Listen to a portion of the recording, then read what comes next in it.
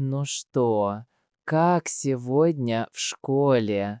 Устала? Немного, но ничего страшного. Учитель сегодня с нами говорил о профессиях. Правда? А каких? Он спрашивал, кем вы хотите стать, когда вырастете. Ого! И что, все отвечали? Один мальчик сказал, я хочу быть программистом. Программист– это тот, кто делает приложения и игры, да? Да, примерно так. Учитель сказал, что сейчас программисты в России хорошо зарабатывают. Ничего себе! А еще какие профессии называли? Врач, инженер, менеджер по продажам, переводчик. Врача я понимаю. Врач помогает людям. Учитель сказал, что хороший врач тоже может получать большую зарплату.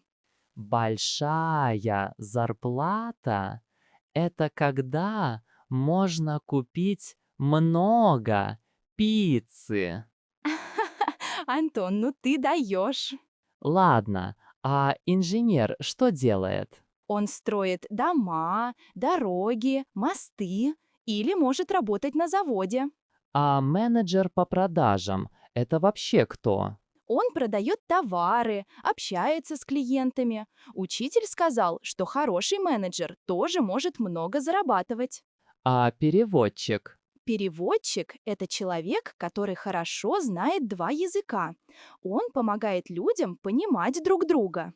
Хм, интересно, мы же тоже учим русский. Может, потом тоже будем переводчиками? Почему нет? Потихоньку учим, потихоньку говорим. Но русский язык сложный. Да, но ничего страшного. Есть русская пословица «Без труда не вытащишь и рыбку из пруда». Знаешь ее? А что она значит? Если не работать и не стараться, не будет результата. Понятно. Значит, если я хочу большую зарплату, надо много учиться. Именно. Кем ты хочешь работать в будущем? Я еще думаю, может быть врачом. Я люблю помогать людям. А я, может, программистом. Хочу делать игры и приложения. Хорошая идея. Программист, врач, переводчик. Люди этих профессий в России могут хорошо зарабатывать. Но сначала надо нормально говорить по-русски. Спокойно, все будет нормально.